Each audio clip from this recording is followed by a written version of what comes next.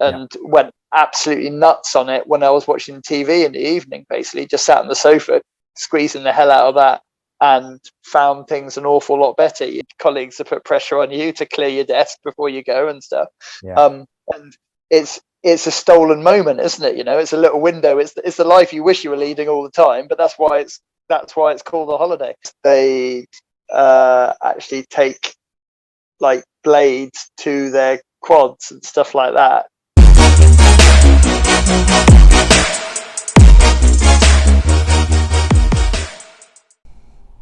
Hi everyone, I'm Paul and I'm the coach here at Endless Trail Fitness.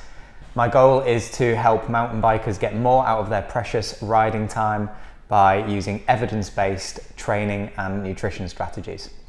So, got something a little bit different for you in today's video. So today I'm having a chat with Sam Morris of Bike Village Holidays.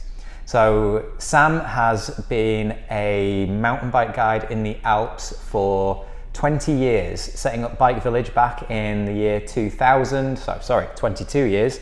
And over that time, he's definitely picked up a few intelligent things to say about riding your bikes in Alpine terrain, about how to prepare your body and how to set your bike up to get the most out of riding in Alpine terrain as well. Not only is Sam an incredibly experienced bike guide and a successful business owner, he's also the founding president of the European Bike Guide Association, an organisation that aims to standardise bike guiding across Europe. So without any further ado, let's jump into the chat with Sam.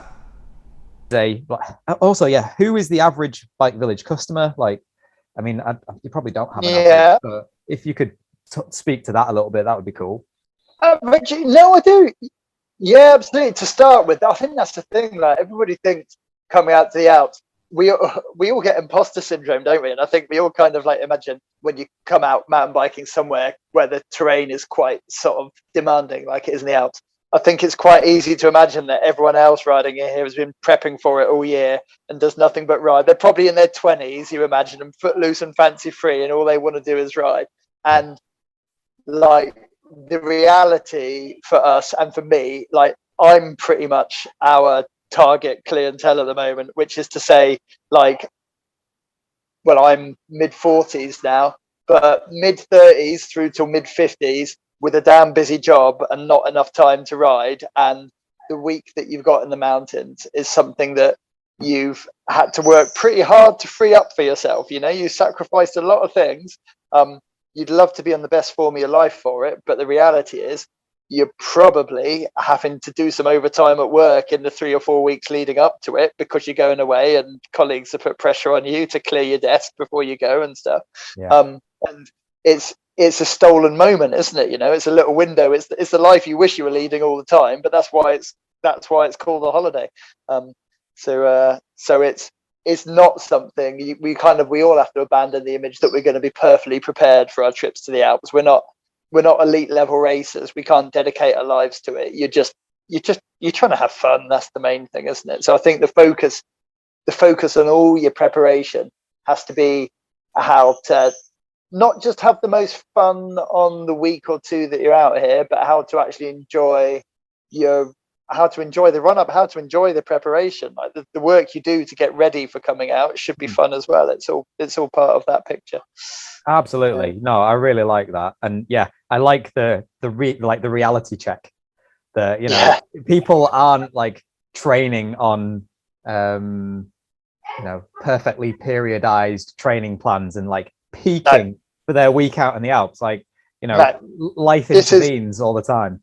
Yeah, that's it. And once you get here, what I always tell to our guests once they arrive is that this is the week you've been dreaming of. All you've got to do for the week is ride your bike, eat the great food that you get served, and have a few little drinks on the side. But the reason it's so magical is because the rest of your life definitely isn't like that. And normally you're fitting stuff in. You mean to go out on the weekend, but you may have time, you may not. It may end up raining, it may not.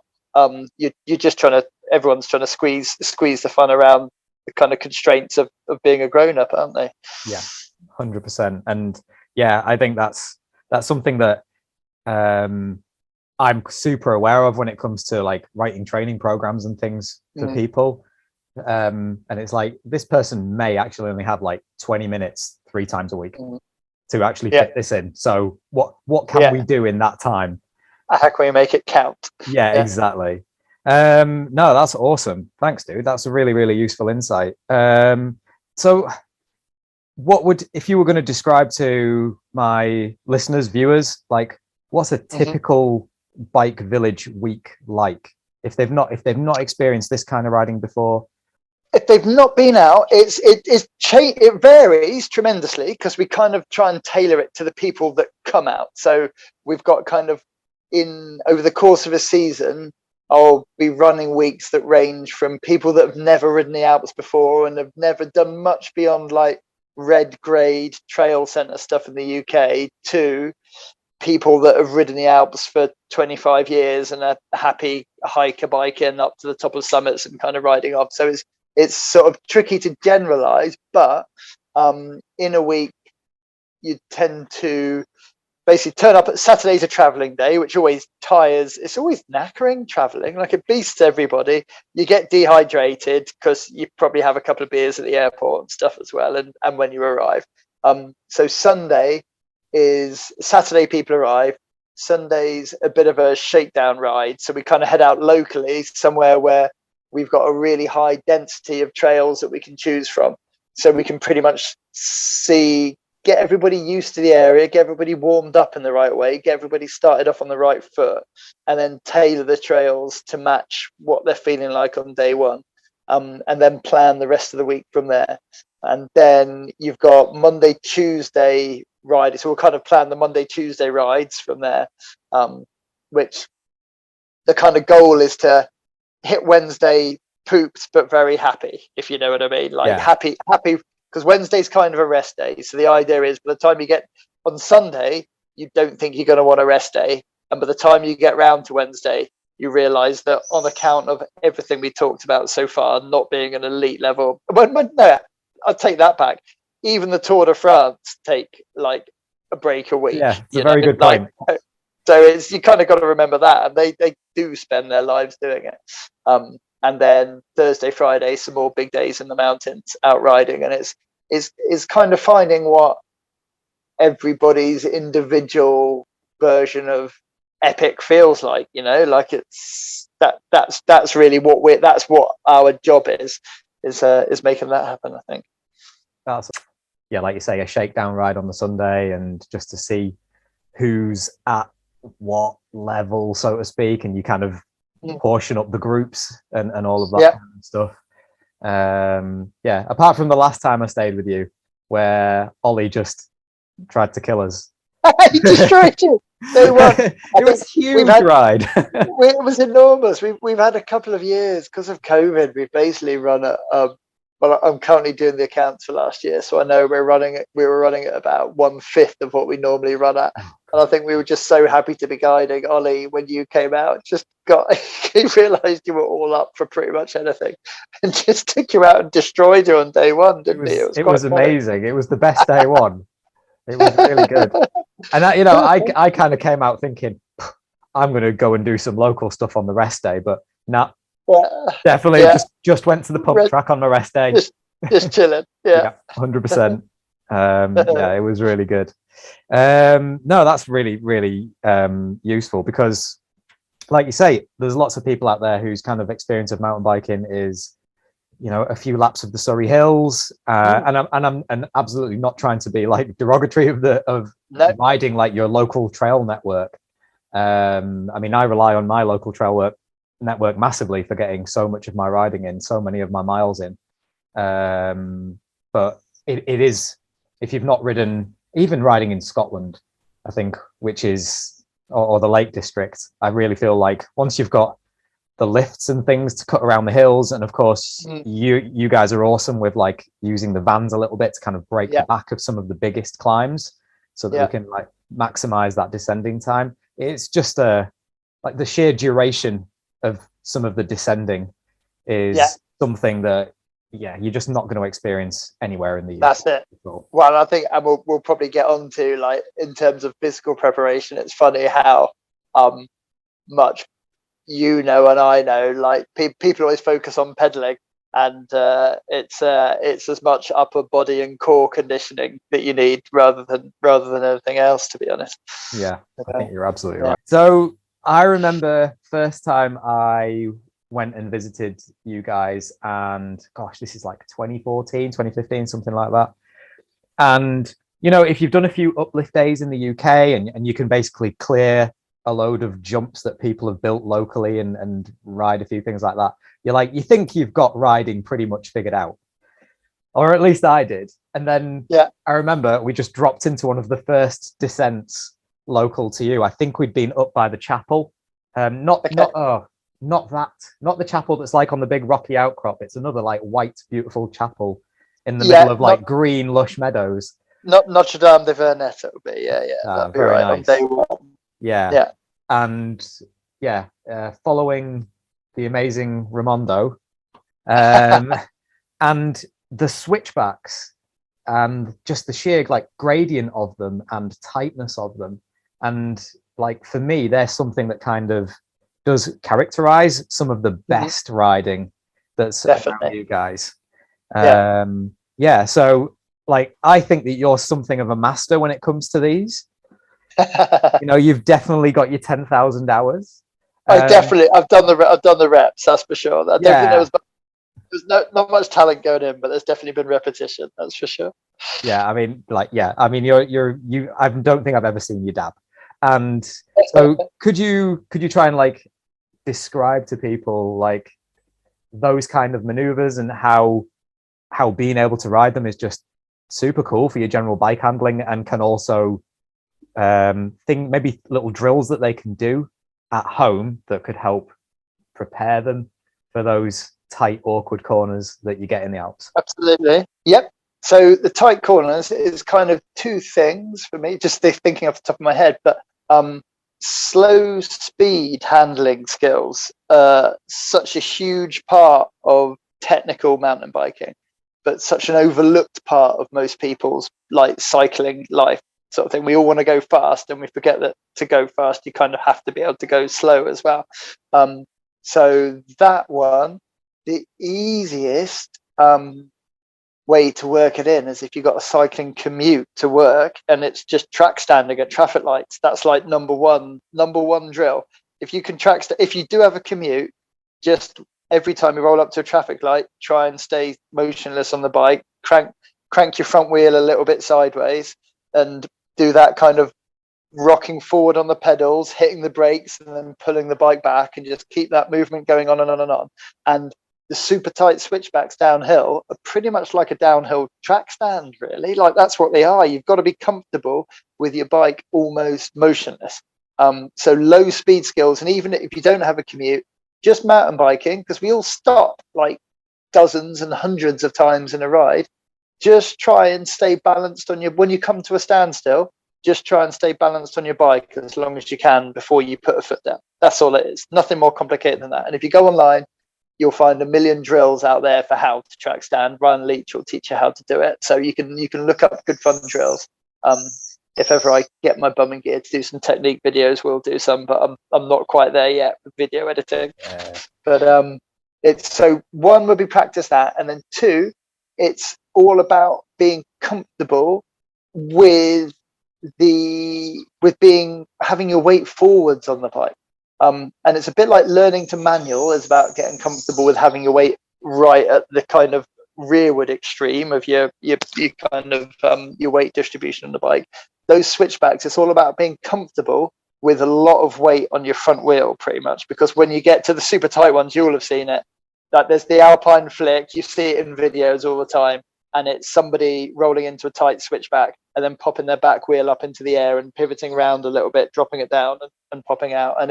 And on a slightly different way, you see it used in enduro racing. In the EWS, they use it all the time. And I remember watching a Jesse Melamed video where he was coming. There were a load of European rounds, so he was practicing his Alpine flick in preparation for coming to Europe. But it's all about getting comfortable with quite a lot of weight on your front wheel, because when you're in those steep switchbacks, honestly, pivoting the wheel seems like a big movement, except that when it's really steep, your weight's already so far forward that all you need to do is rotate your hips forward a couple of centimeters and your back wheel comes up into the air. You're so close to it anyway, you just don't really realize it.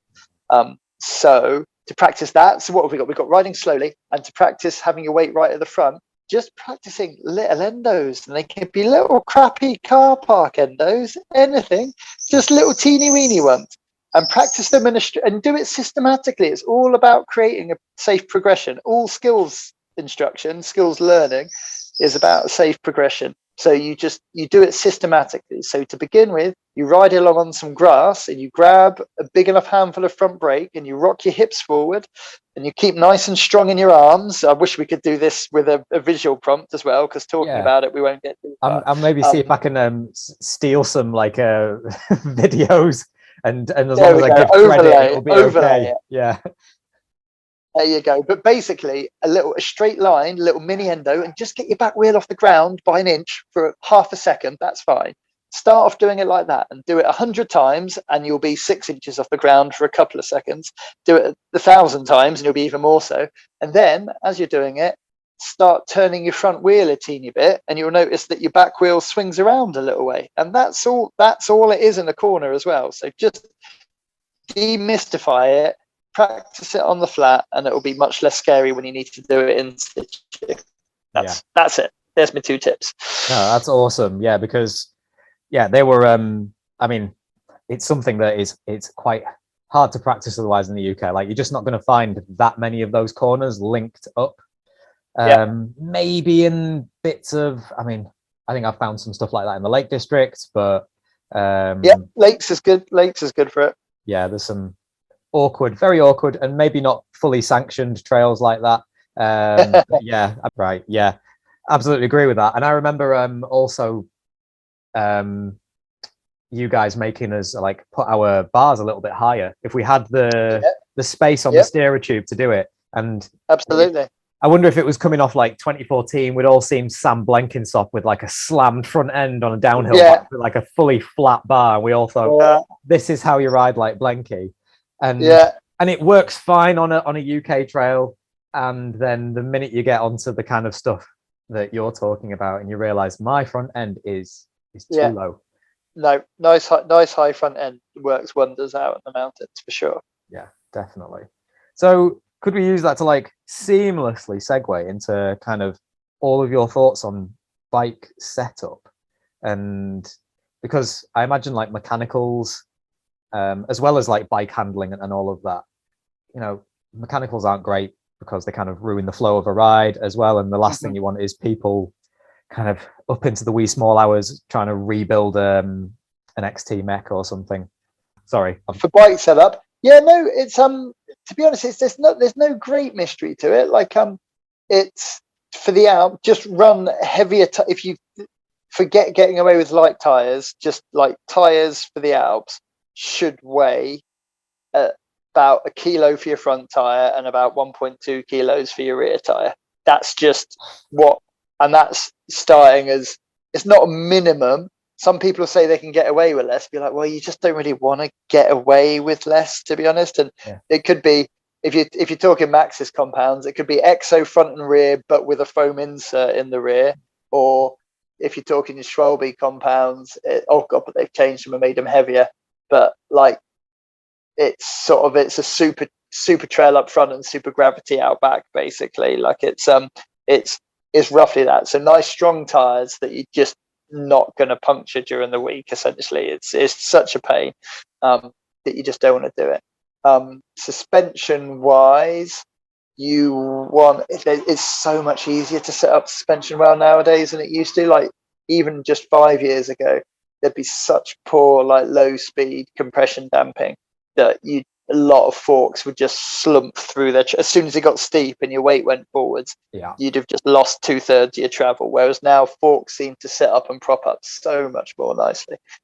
So that side of things is quite easy. There's a good Seb Scott, when he still worked at Bike Radar, had a good suspension setup video that demystified it. It was like a 10-minute suspension setup video, which is, to be honest, I'd never bother doing one because his one worked great. It's roughly, what is it? The rule of thumb, is you should be able to compress the forks about 2/3 by heaving down on the bars, and then you want them just at the point where when you then take the weight off, they spring back, but without the fork bouncing up, without the tire bouncing off the ground. That's roughly it, and it pretty much works. Like there's no mystery to it. And then for the rest of the bike, just before you come on holiday, do have a little service at your shop. Get them to pop new cables in. Get them to pop new brake pads in as well.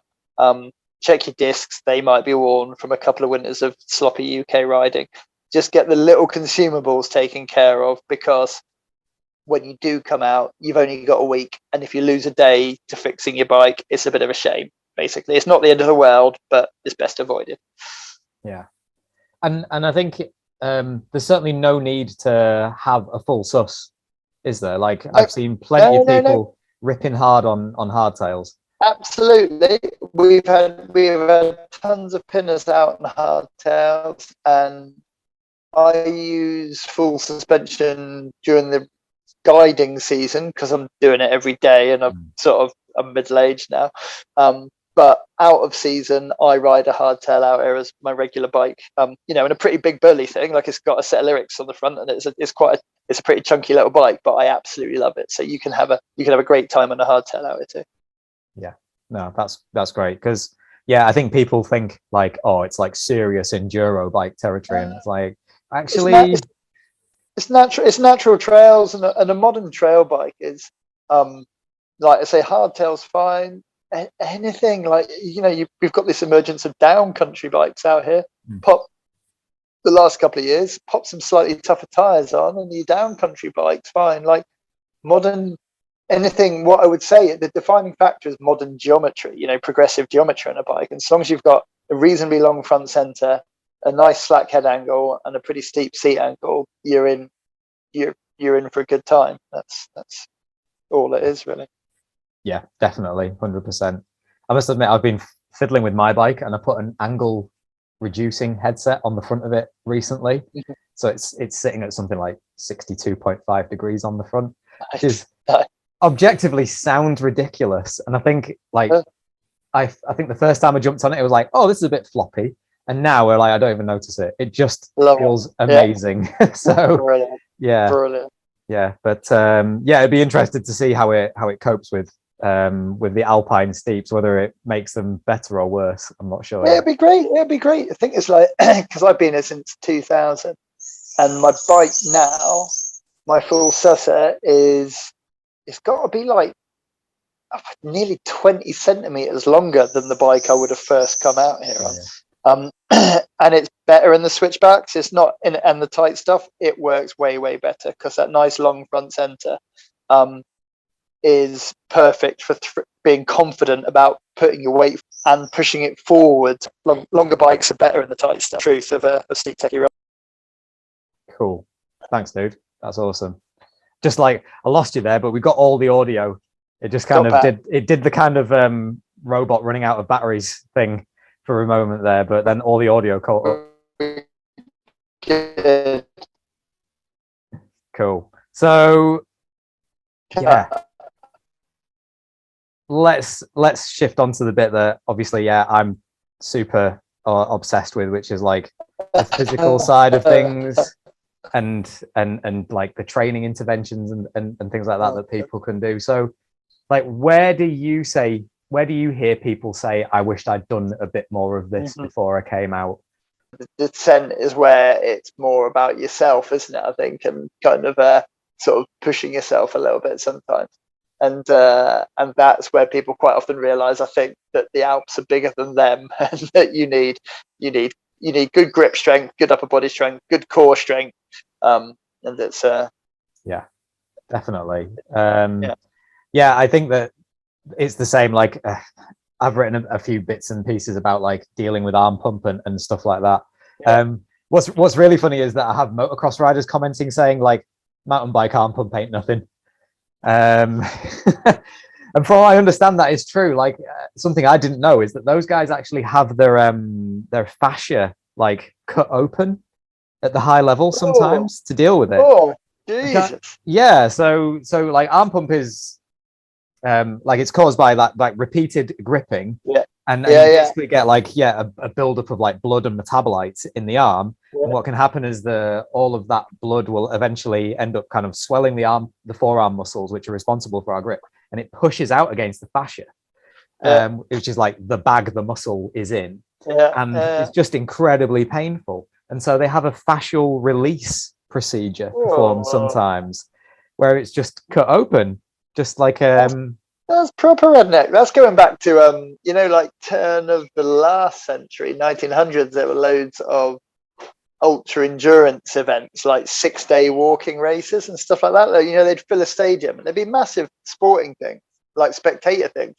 So you'd get like tens of thousands of spectators here to see a multi-day walking event. Yeah. A bit like, that's when the original Tour de France came out with like 600 stages, and in that they used to, for the racers, their careers were really, really short for this reason. Was they actually take like blades to their quads and stuff like that and then like literally slice down the length of the muscles at the surface and then bind them back up in bandages and let them keep on walking again, basically. Wow. I guess that was some pretty primitive redneck for sure. Yeah, that's crazy. I hadn't realized that. I'm going to go and read about that later. That's madness. Look up. So turn of the century, around about the birth of the Tour de France, like ultra endurance walking events became briefly huge, and the people that were successful in them were like the biggest sporting heroes of the day. They were the David Beckhams of their era, sort of thing. So there we go. Madness. Yeah. So now you're kind of riding this stuff like, pretty several times a week. Like you still guide pretty regularly. Yep. And so like I imagine arm pump for you, it's kind of, again, you've got your reps in by actually doing the riding. But every season it starts again. Like the funny thing is that finish, it doesn't last you. You know what I mean? Like a month after the season's finished, you're back to square one. And so if it helps, like I've done a few times, I've done an early season, and I've done an early season event that stopped actually last year, called the Shimano Epic Enduro, which is down at Olag where they have an EWS round. Yeah. And it's an enduro event where there's no uplifting, and it's really pretty tough. It's like 5,000 meters of climbing and descending on over about 105k in one day. You do it all in the same day, and I mean it's the descending that it did rain, to be fair, but when they ran the EWS there, they reckoned it was the techiest EWS they'd ever run. And that was it's the same tracks that you do in this event, sort of thing. So it's pretty tough. And the tough thing with that is it's at the start of April. And the relevance of that when you live in the Alps is that like I can't mountain bike from about late November normally through till about April. So it's sort of, there's just too much. So people talk about snow. Oh, it's great fun to ride in the snow, and that's true when there's like 3 inches of snow or 6 inches of snow. But when there's 2.5 meters of snow, you can just forget it. And you do a bit of fat biking if you want, but you've got biking on flat tracks isn't going to help your arm pump any. So you kind of like race yourself into shape sometimes. So for that event, I've normally not ridden a bike for 5 months when I do it. And the arm pump, the first year that I did it, the arm pump was so terrifying. There was one special that was Teo Galli that won it. He was a quite good EWS racer. Yeah. He took 21 minutes to do this stage. We're talking long freaking stages, right? And I took forever, and I could not hold it. Like arm pump, I was just terrified because I couldn't grip the bars at all. And you're trying to drop your wrist behind, you're riding awfully at the end. So for year 2, I just got like climbers use. I just got a little grip strength squeegee and went absolutely nuts on it when I was watching TV in the evening, basically just sat on the sofa, squeezing the hell out of that, and found things an awful lot better year 2. So it's even at its most very basic lazy level, some strength conditioning is pretty important to your riding. Even if you live and work out here, you've got to do it. Yeah, I think like it's super important for, like you say, like hitting the ground running. So when someone comes out, yeah, having that grip strength, it just means that they're not going to like die the first time they do like a 30-minute. You want it, and you can pick it up. You can pick up that strength because we're all so weak on it. We're kind of almost lucky because we're at the bottom of the curve. We're at the bottom of the steep bit of the curve. You can get results really, really fast on grip strength stuff. Yeah. So it's the one to do if you're going to do anything. Do that. Yeah.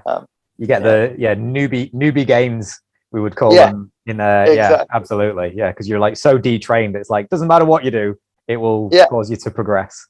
Absolutely. That's brilliant. It's actually quite reassuring to hear that you kind of get it, and I'm not wallowing in your misery, by the way. But it's like, oh, okay, he is human.